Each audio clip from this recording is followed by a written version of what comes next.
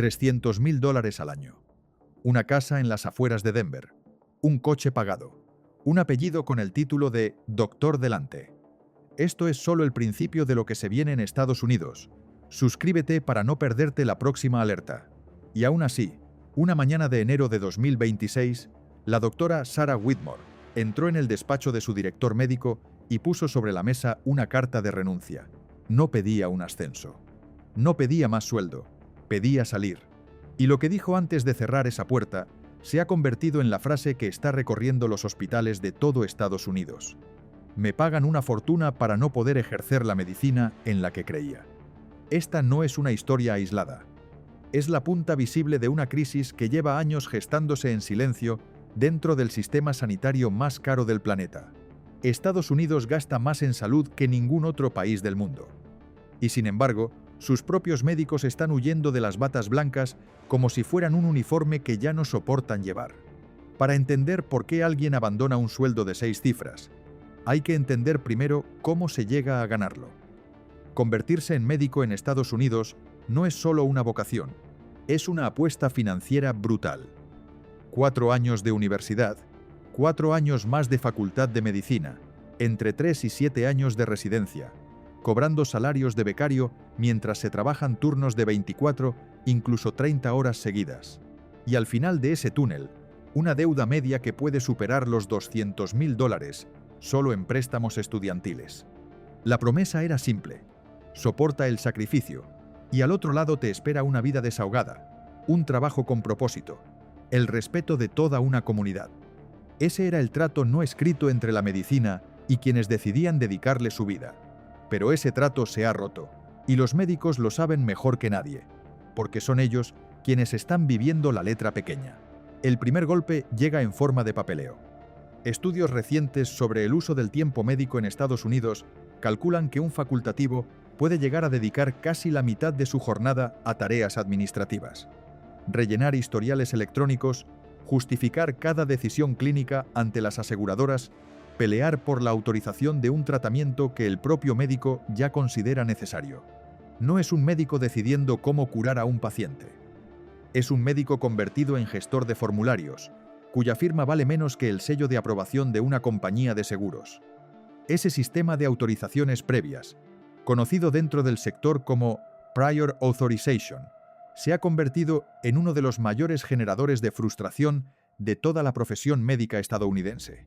Un médico puede diagnosticar con precisión, prescribir el tratamiento correcto y aún así ver cómo la aseguradora deniega la cobertura, obligando a semanas de llamadas, recursos y formularios mientras el paciente espera, a veces empeorando, a veces sin poder esperar más.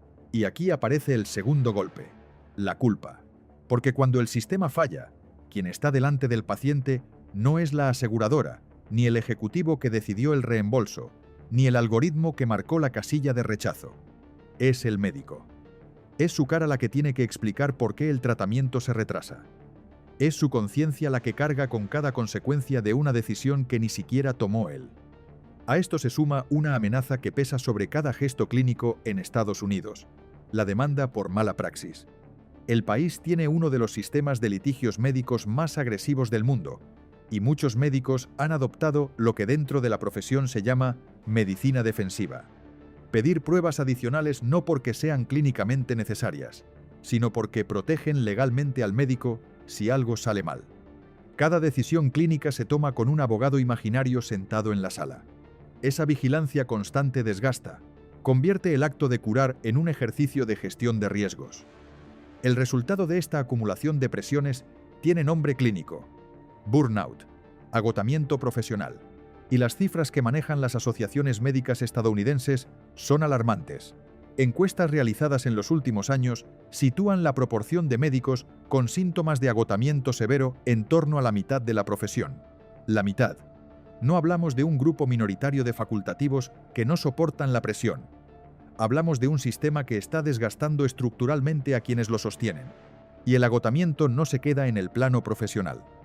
Diversos estudios sobre salud mental en medicina llevan años señalando una tasa de suicidio entre médicos superior a la de la población general, con cifras especialmente preocupantes entre médicas jóvenes. Detrás de cada bata blanca sonriente en una sala de espera, puede haber una persona que lleva meses o años sin dormir bien, sin ver a su familia, sin sentir que su trabajo tiene sentido más allá de sobrevivir al siguiente turno. Hay un factor más que pocas veces se menciona fuera de los círculos médicos, y es quién es realmente el dueño de la consulta donde trabaja el médico. Durante las últimas 2 décadas, miles de consultas privadas y pequeños hospitales de Estados Unidos han sido comprados por grandes grupos de inversión y fondos de capital privado. Lo que antes era un médico al frente de su propia consulta, decidiendo cuánto tiempo dedicar a cada paciente, se ha convertido en un empleado más dentro de una cadena corporativa que mide su rendimiento en pacientes atendidos por hora. Algunos médicos denuncian agendas que les obligan a ver un paciente cada 10 o 15 minutos, sin margen para escuchar, para explicar, para simplemente sentarse un momento con alguien que necesita algo más que una receta. La medicina, dicen muchos de ellos, se ha convertido en una cadena de producción con batas blancas. Esa lógica de rendimiento también ha cambiado la forma en que se mide el éxito de un médico. Ya no se trata solo de la calidad del diagnóstico o de la relación con el paciente. Se trata de métricas. ¿Cuántas consultas se completan al día? ¿Cuántos códigos de facturación se generan? ¿Cuánto ingreso produce cada hora de trabajo del médico para el hospital que lo emplea? Muchos facultativos describen la sensación de haber dejado de ser tratados como profesionales de la salud para convertirse en una línea más dentro de una hoja de cálculo, un recurso que hay que rentabilizar antes que una persona que hay que cuidar. El caso de la doctora Whitmore no es único, pero tampoco es idéntico al de todos los que abandonan la profesión. Otro médico, en este caso un cirujano ortopédico de Ohio, con casi 15 años de experiencia, contaba recientemente cómo llegó a operar hasta 6 pacientes en un solo turno, encadenando intervenciones sin apenas descanso, mientras el hospital presionaba para aumentar el número de cirugías programadas cada semana. Según explicaba, no era la exigencia física lo que finalmente lo hizo romperse.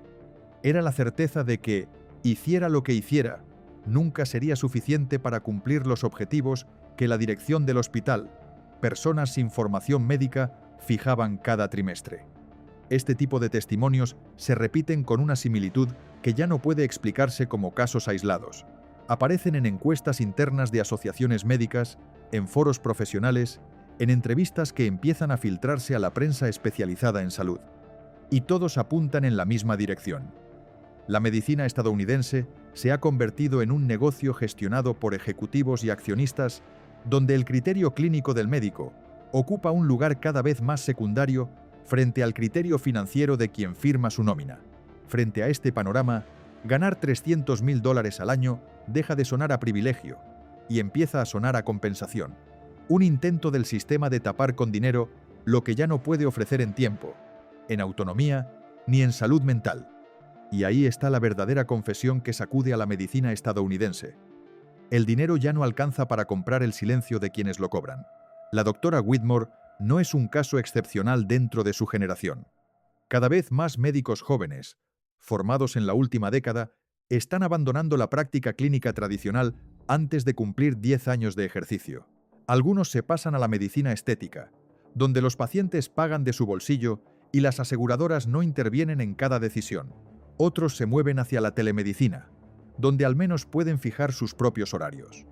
Y otros simplemente dejan la medicina asistencial por completo, para trabajar en consultoría, en industria farmacéutica o en cualquier sector donde su formación siga teniendo valor sin exigirles el mismo desgaste. Este éxodo silencioso tiene una consecuencia que ya se empieza a notar fuera de los hospitales: la escasez de médicos, especialmente en atención primaria y en zonas rurales. Asociaciones médicas estadounidenses llevan advirtiendo desde hace años sobre un déficit creciente de decenas de miles de médicos. En la próxima década, pueblos enteros del interior del país ya se encuentran sin un solo médico de cabecera a menos de 1 hora en coche. Pacientes que antes esperaban 2 semanas para una consulta, ahora esperan meses.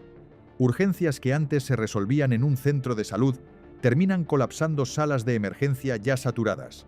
Y detrás de cada estadística hay una pregunta incómoda que el sistema sanitario estadounidense prefiere no formular en voz alta. Si ni siquiera un sueldo de $300.000 al año logra retener a sus médicos, ¿qué es exactamente lo que se está rompiendo?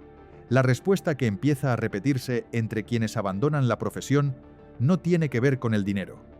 Tiene que ver con la pérdida de sentido, con la sensación de haber dedicado más de una década de su vida a formarse para curar y descubrir que el sistema en el que trabajan valora más los formularios que las personas. Algunos hospitales han empezado a reaccionar. Programas de bienestar para el personal médico, reducción de tareas administrativas mediante inteligencia artificial, contratación de personal de apoyo para aliviar la carga burocrática. Pero muchos dentro de la profesión consideran que estas medidas llegan tarde y que atacan los síntomas sin tocar la raíz. Un modelo de negocio sanitario en el que las aseguradoras, no los médicos, terminan decidiendo qué tratamiento recibe cada paciente. La historia de la doctora Whitmore terminó con ella firmando su renuncia y saliendo de ese hospital de Denver sin mirar atrás. Pero para el sistema que la formó, que invirtió años en su especialización y que ahora pierde a una de sus profesionales con más experiencia clínica, esa renuncia es apenas un síntoma más de una hemorragia que lleva años sin detenerse. Estados Unidos presume de tener la medicina más avanzada del mundo, los mejores hospitales, la tecnología más puntera. Pero de poco sirve toda esa infraestructura si quienes deben operarla, diagnosticarla y sostenerla día a día están, uno tras otro, apagando la luz de sus consultas y marchándose en silencio. La pregunta que queda flotando, la que ningún informe oficial se atreve a responder del todo, es simple. Si los médicos siguen renunciando aunque ganen fortunas, ¿quién va a quedar para atender a los pacientes cuando llegue la próxima crisis?